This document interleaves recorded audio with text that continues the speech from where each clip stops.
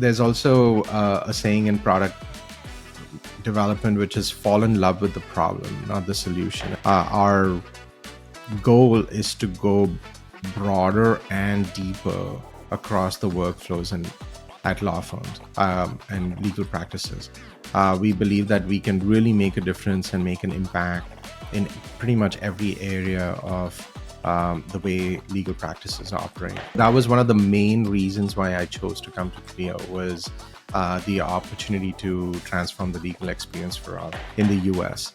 77% of people that have a legal issue are not able to get legal help. We believe that it's a moral responsibility of ours to lead on AI and bring those the efficiencies and the incredible productivity that it could potentially unlock in the legal space. On today's Legally Speaking podcast, I'm delighted to be joined by Hemant Kashyap. Hemant is the Chief Product Officer at Clio. He is also responsible for aligning customer needs with product opportunities, whilst ensuring strategies to keep Clio as the global leader in cloud-based legal technology. Hemant was previously the Program Director at IBM and co-founder and president at Whittle, Vice President of Inspire, and Senior Director and Vice President at ServiceTitan. He has more than 20 years of experience developing business strategies, designing, building, and commercializing consumer products, platform technologies, and partner ecosystems. So a very big warm welcome, Hemant.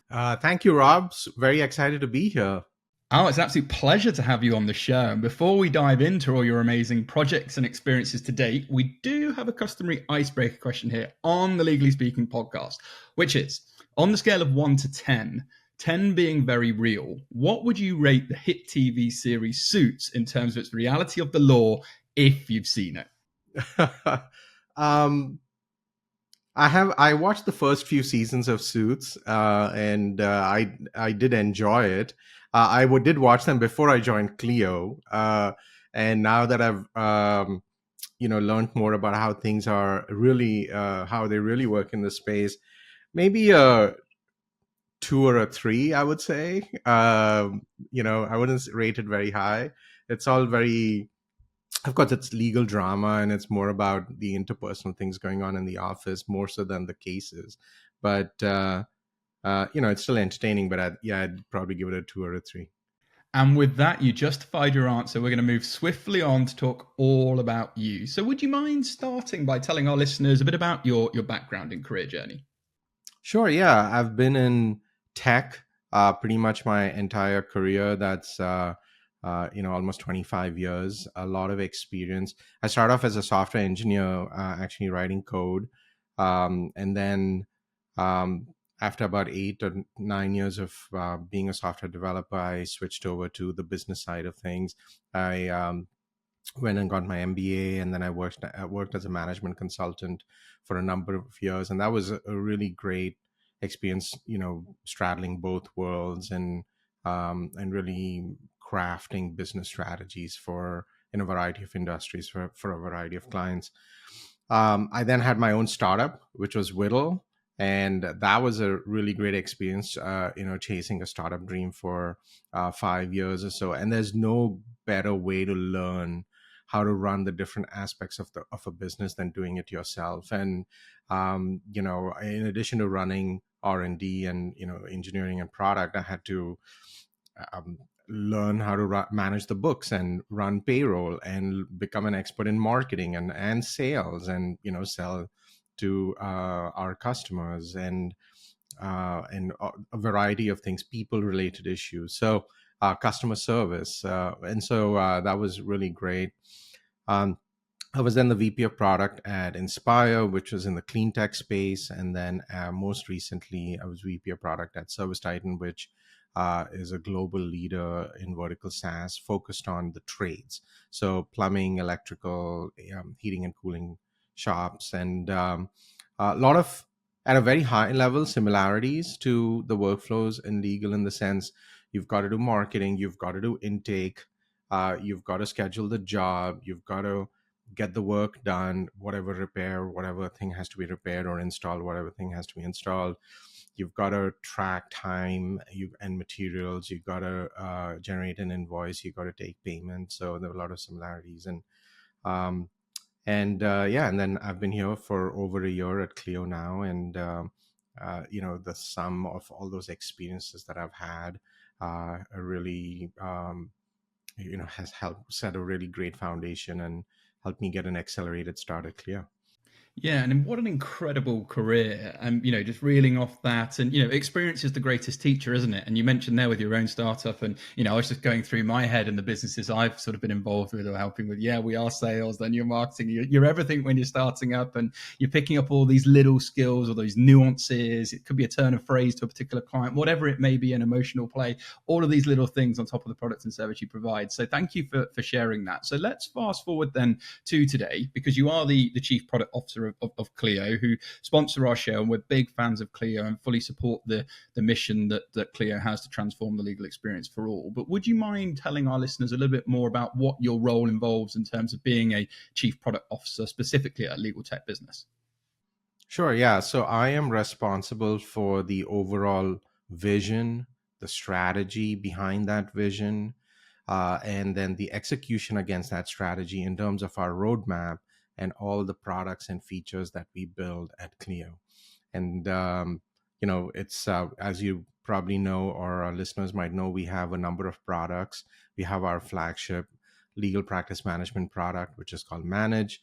We've got our marketing and intake CRM and platform called Grow, and then we have a documents automation product called Draft.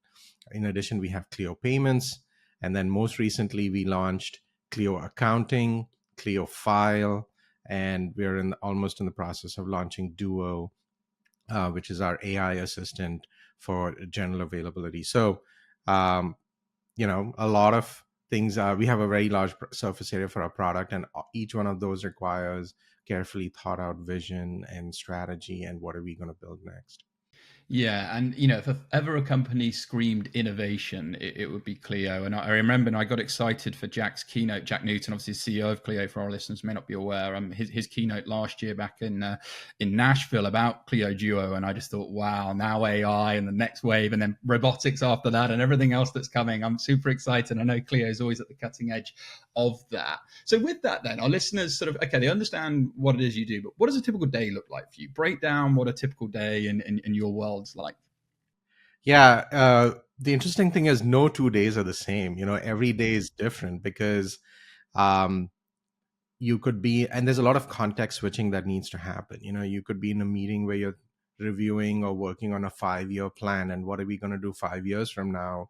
And the very next meeting could be uh, the specific designs for a specific feature, and you're sweating the location of buttons and pixels and things like that. And the very next meeting after that could be something personnel related that needs to be handled. The next meeting after that is meeting with partners or with customers. And so and that's what I love about this job. Being in product is you get to work on all of those areas. And so it's no 2 days, plus you might have escalations, things that need your immediate attention. Whether it's a customer that's happy or unhappy, and you need to meet with them. So um, a lot of it is uh, balancing the need to do longer term planning, longer term visioning and strategy, and what are we going to do with shorter term execution. Yeah, and again, there's a number of skills that you need within that day to day that you just described there that you would have picked up. This can lead on to my next question, but I love that you talked about, because details matter in business, and like you say, where that button goes, because I know Clio's always thinking of the customer experience, right? That journey, not just from intake, but also when they come onto the journey, and you really want to delight them. And I know that level of detail really goes into everything that you do. But you would have picked up a lot of transferable skills, because, like you say, you came from heating, plumbing, engineering. Some people may not be able to sort of complete that, the fact you've gone from these industries then into legal. So how have that sort of service titan inspire days really helped you prepare for your role today in Clio? Yeah, you start to see patterns across industries, and that really helps you to bring best practices with you from other industries and innovation that might be happening in other industries. And At Service Titan, yeah, we had similar problems. For example, there are small shops with two people in it, and then there are giant enterprise level businesses that have over 10,000 technicians going out there in their trucks every day. And so designing a product that works well for both ends of the spectrum is a pretty challenging design. Um, is a design challenge that one has to solve. How do you make a product that's simple for just a two-person operation, and one that also scales for such a large operation for enterprise customers? There were a lot of other things. For example, a lot of innovation happening in that space when it comes to payments. So a lot of experience there around point of sale experiences and such that I've brought with me to Clio. It's been really great to see some of the features we've launched in the last year, like tap to pay, which is basically it makes your mobile phone a terminal. Those are some things that are also being adopted in other industries.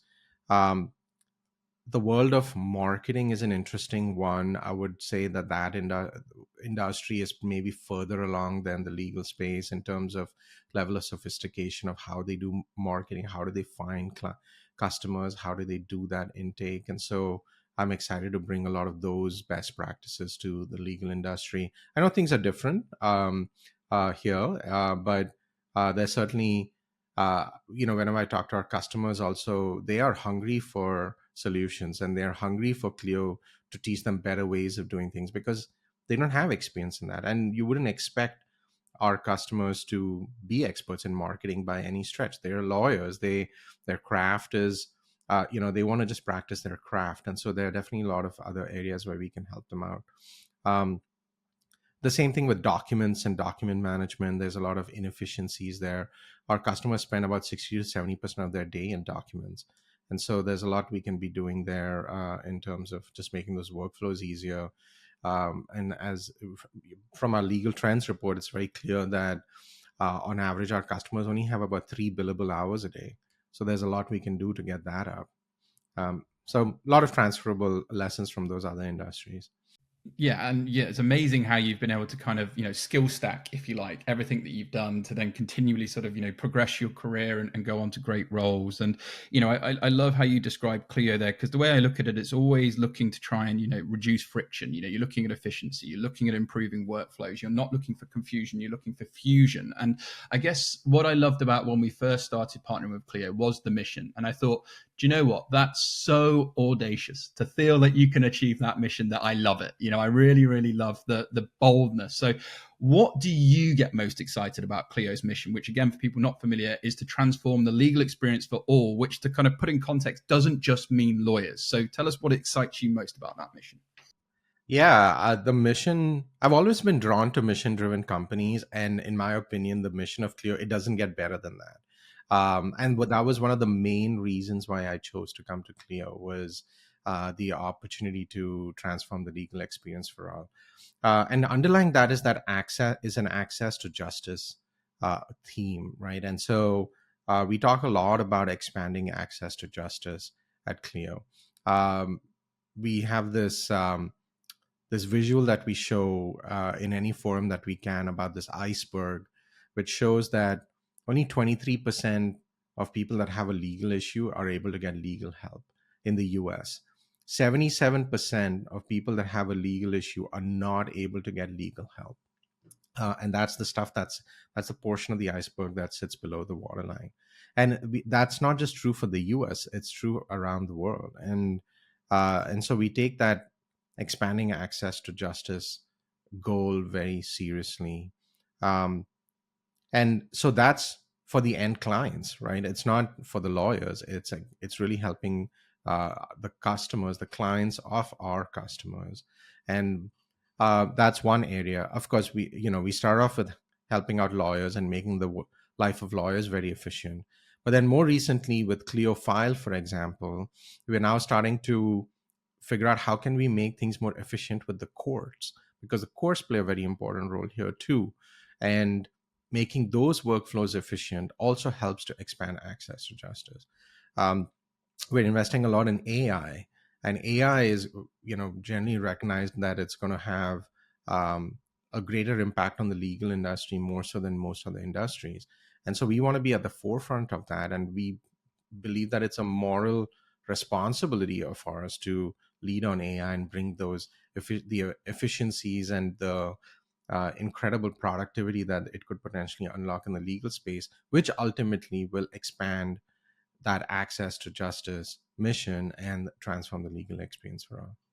Yeah, really well said. And that was a clear synergy for us as well, and something that we really support. And we've had presidents of the Law Society of England and World come on to the show. We've had diversity inclusion leaders. We have social mobility leaders. We've had leaders from all around the world. And, absolutely, we take the view that technology for good and technology driven by the right mission focused companies such as Clio can really help reduce that access to justice gap. And, I'm excited to see that continue as years and years to come. And I get excited also by lots of legal tech businesses that are also trying to, work with that vision as well, because I think once we crack it, I think it'll be a wonderful legacy for all of those that do get involved. Hey, listeners, we hope you're enjoying today's episode of the Legally Speaking podcast. We want to take a quick moment to talk about something every lawyer can appreciate: saving time. That's why we're excited to introduce you to our sponsor, Clio. Clio, the leading cloud-based legal software, is changing how legal professionals manage their practice. With its unique suite of tools,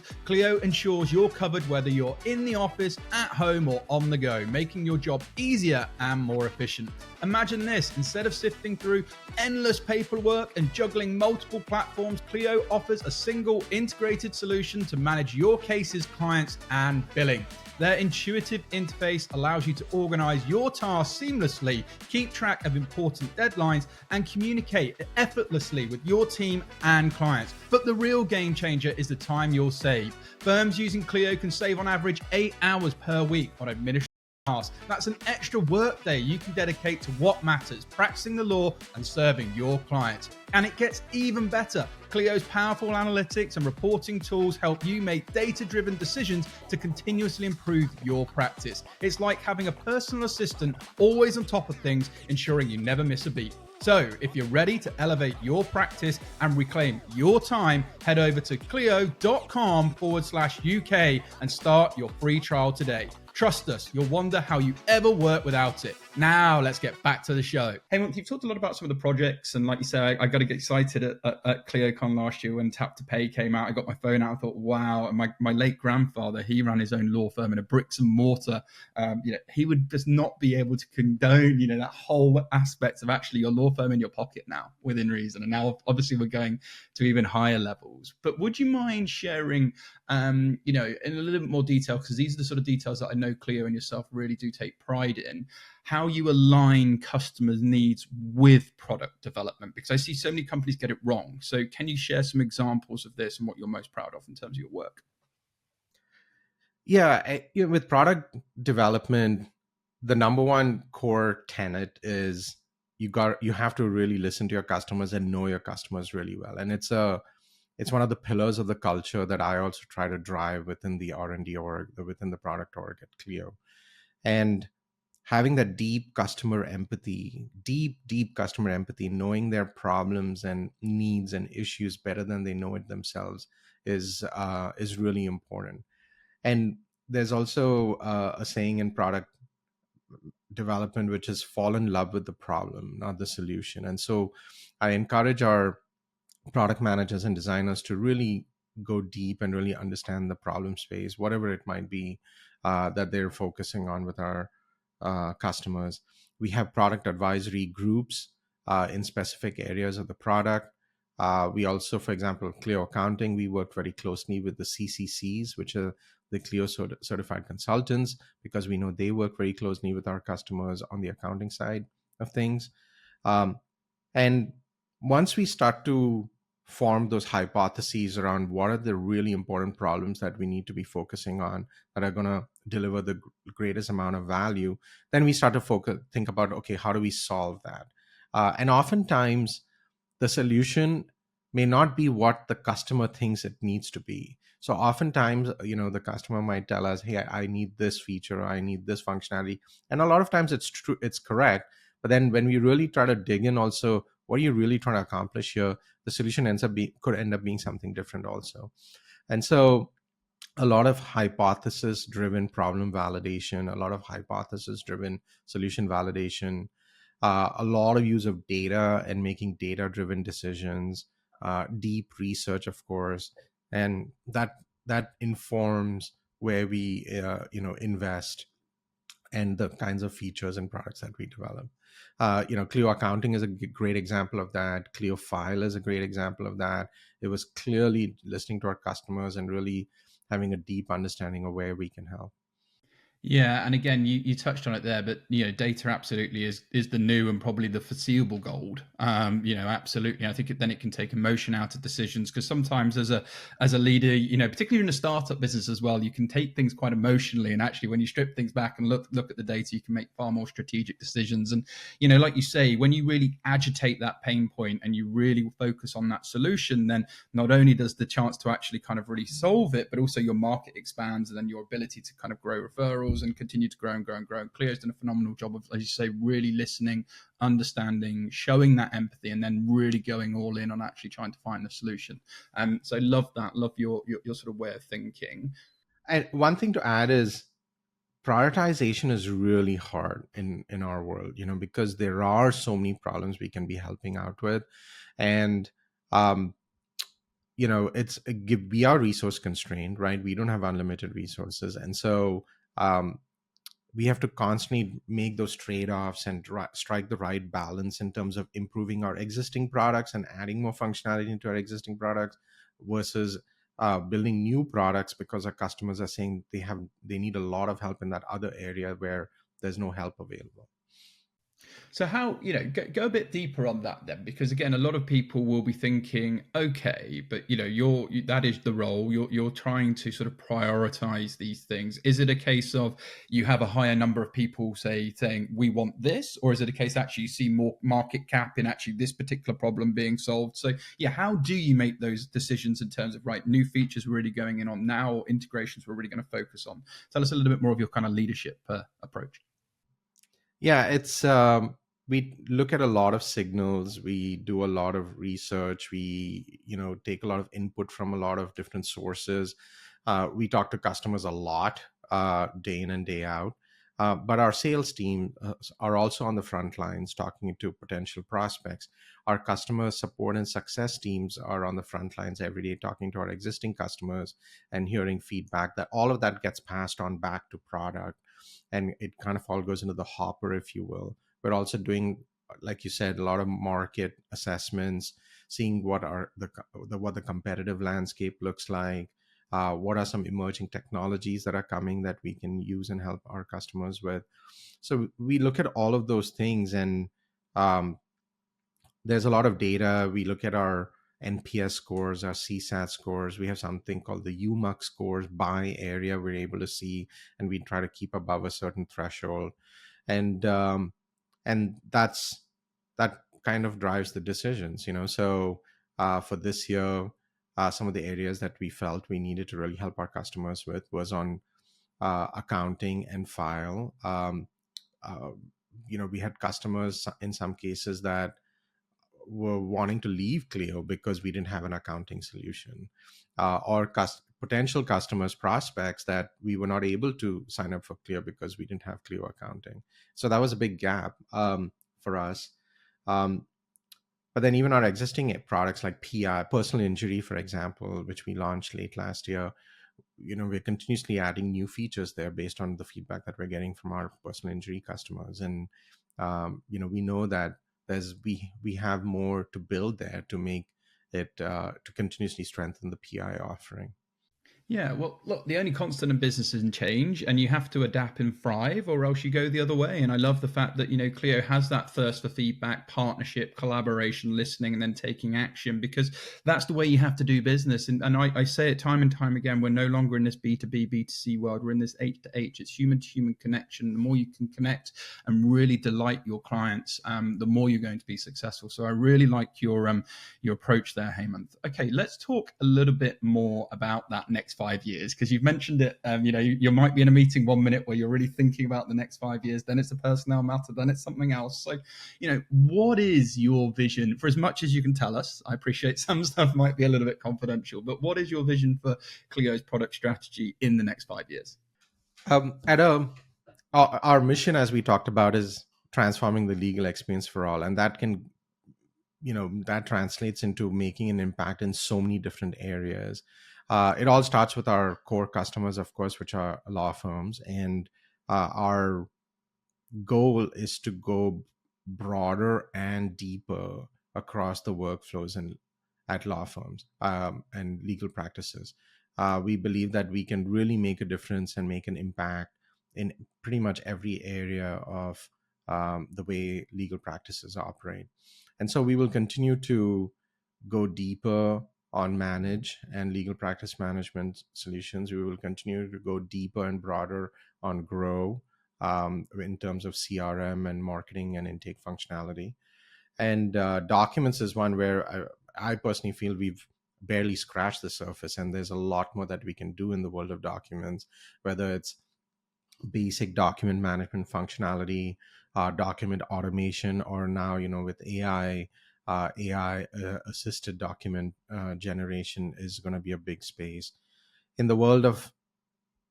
And then when we take a step back and look at things, there's the practice of law and the business of law for our customers. And so there's a lot we can also do to help our customers with the business of law.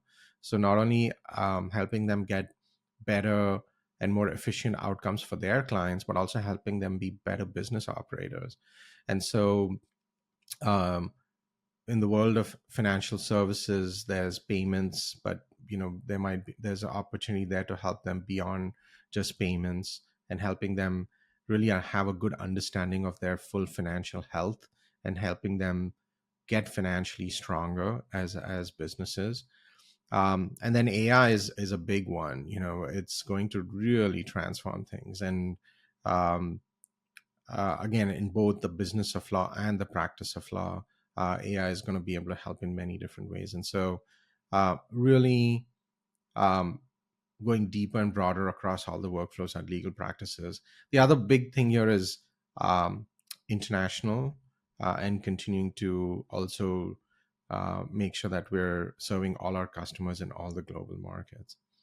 Yeah, and that excites us based over here in the UK, and that's why we enjoy working with Clio, because I think there's so much that can be done over here as well. And I love that you touched on AI, and it brought me back to Piers Linney, who was a former Dragon's Den, Shark Tank equivalent investor and lawyer who's been on our show, and he was on a recent event, and he said AI isn't a once in a revolution opportunity. He says this is a once in a species opportunity, and that's how enormous this really could be in terms of the impact for good. I want to talk about trends because Clio's been on a phenomenal journey. We've been blessed to have Jack come on and tell his story of when they started up, just him and his business partner, and they've gone to be a unicorn business, then the first Centaur, and then this year's been a huge year, raising a Series F, 900 million, the largest cloud-based legal technology company in the world, NASDAQ, you name it, Goldman Sachs, all the big names involved. It's a phenomenal achievement, but still Clio remains humble, stays focused, mission driven, which I think is fantastic, and always looking at where the trends are. So my question to you is, what are some of the current major trends in legal technology that you're most excited about, and what are some of the biggest challenges but opportunities that are going to come with those potential trends? Sure. Well, number one is AI. Like you said, it's once in a species kind of transfer disruption that's going to happen. Um, the interesting thing about AI that makes it a bit different is, when mobile happened or cloud happened, you could kind of see what the end state could be. You kind of understood, yeah, we're going to move software from on-prem to cloud. Mobile is you're going to be able to do your workflows on the go. And it was more a question of mobile computing getting stronger to be able to handle complex apps, and then your connections getting stronger over cellular to be able to have those fast connections, and then the applications would come. With AI, the underlying technology itself is changing so much that your worldview or whatever beliefs that you might form very quickly get out of date 6 months down the road, and you're going to have to constantly adjust. And so also when you're trying to build features, you're building features on a tech stack that itself is changing from under you, and the possibilities and the what's possible changes. But we're excited about it.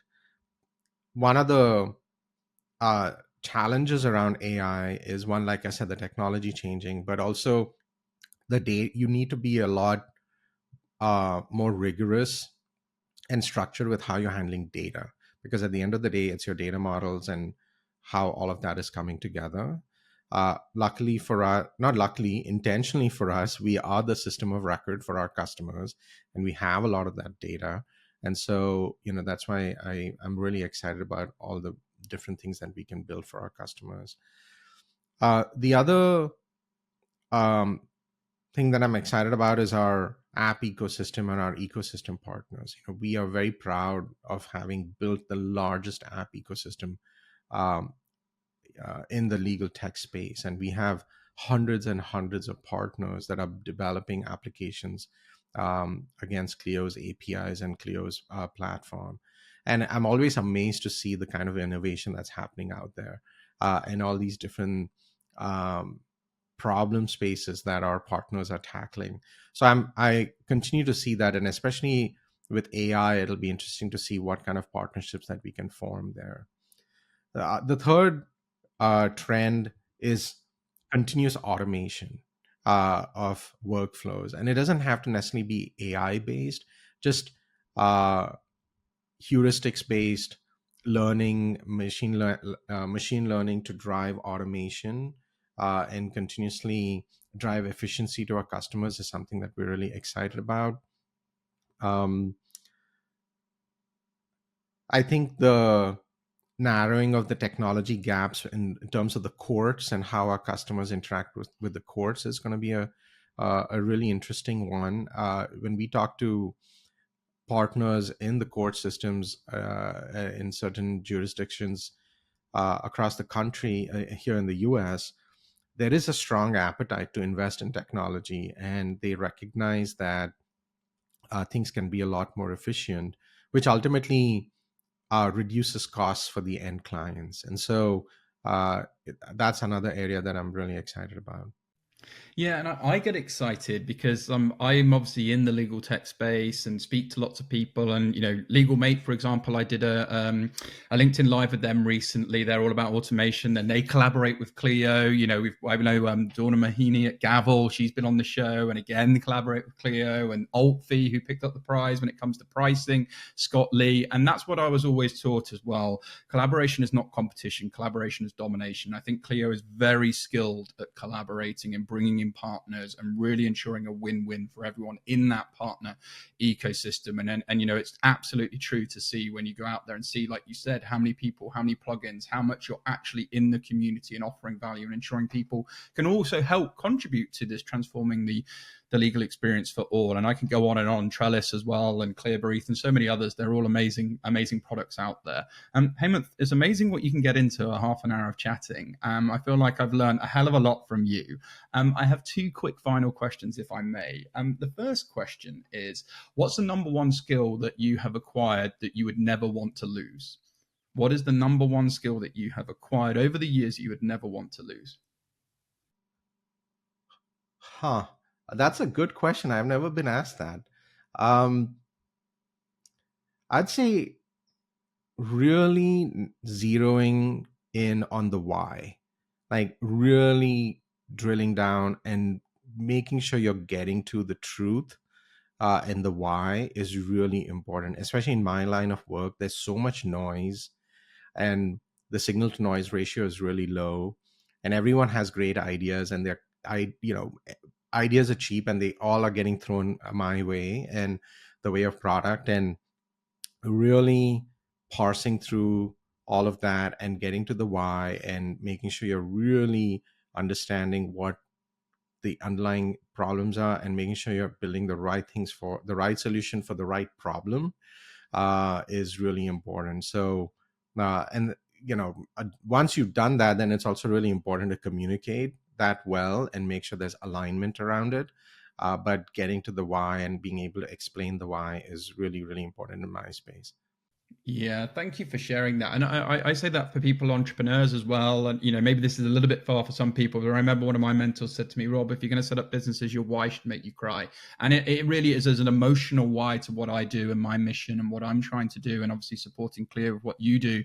But I think that's really well said, that really getting into that why and being passionate and fixated on it, you're only going to be successful. Okay, Hemant. So finally, what would be your piece of advice for aspiring product leaders looking to make an impact in a tech industry? Not necessarily legal, but because you've worked across multiple industries, what would be your kind of one or two pieces of advice?